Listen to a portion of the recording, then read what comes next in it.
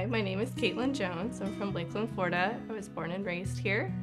My life before everything fell apart was what every little girl dreams of. A husband, a beautiful house on the lake, and a beautiful little boy.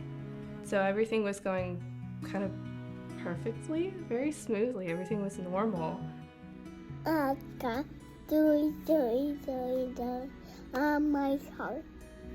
My heart. I think part of me always knew, was waiting for this other shoe to drop. Little did I know that 2 or 3 shoes would drop at the same time. So when Connor was born, he seemed to be achieving all milestones and was exceeding of where he should be at as far as, developmental stages. And then, we started noticing he had some trouble walking. And from there, we started asking doctors and different things and wondering, shouldn't he be walking? And they're like, no, he's got time. It'll be okay. Connor was about just a little over 2 years old when we found out his diagnosis with metachromatic leukodystrophy, which sounds just as scary and horrible as it actually is. What that means is that he loses all functionality. He wouldn't be able to walk or talk or eat or anything. It would take essentially everything from him. And so we got on a plane and went to several different places to see what the doctor's opinions, second opinions, third opinions, to see if we could find a cure. Connor was too far progressed in the stages for it to have made a difference. And eventually, all of that kind of caught up, and he passed away in November, right after his 3rd birthday. Connor's passing and everything that came with that, I'll be honest, emotionally, we were pretty shut down. We were numb in a way that we had to be in order to survive. So about 2 months after Connor passed, my husband at the time decided that he needed to leave.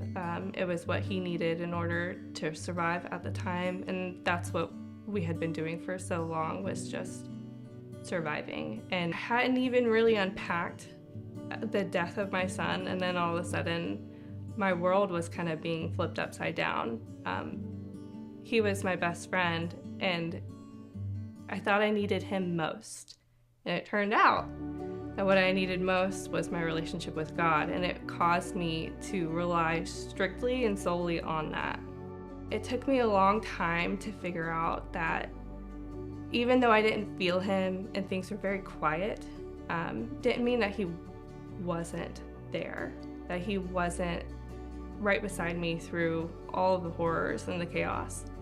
And I knew at that point that this is what I needed to do to get through this, and that was to dive completely into God, into Jesus, into everything Jesus related. So I started doing anything and everything I could. Every spare moment I spent doing Bible studies or podcasts or listening to sermons or worship music. And so I jumped into Grow Track. I tried to figure out where I belonged. And so that led me to kind of looking through a flyer on a Sunday morning with my dad and going, we should join a small group. That feels like the next natural step for us to do. My dad and I took the Bible study, Experiencing God, and we decided to build a small group around it with family. Our small group loves to get together, we love to eat good food and talk about the Bible, what we're learning, and bounce ideas off of each other. I think small groups matter so much because it makes you take the focus off of yourself and all of your problems and all of your issues, and you become more God-focused. What God is trying to reveal to you, what God is doing in other people's lives. Because you were never meant to carry everything alone. You were meant to be in community where people can share those weights and kind of hold it for you for a little while, and for you to do the same for others. So I think God has used all this pain, and even Connor's pain and suffering, I think he's used it to show his light. There's a verse in 2 Corinthians that talks about, we're just jars of clay. And the more cracks and broken pieces that fall out of us just show God's love more.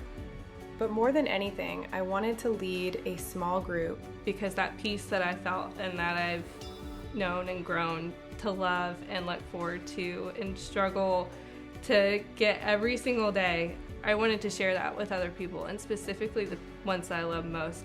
I think it's pretty beautiful that even broken things can be used in such a special way, and I think God likes to use people that are unusual or unlikely or unqualified, and it shows His glory.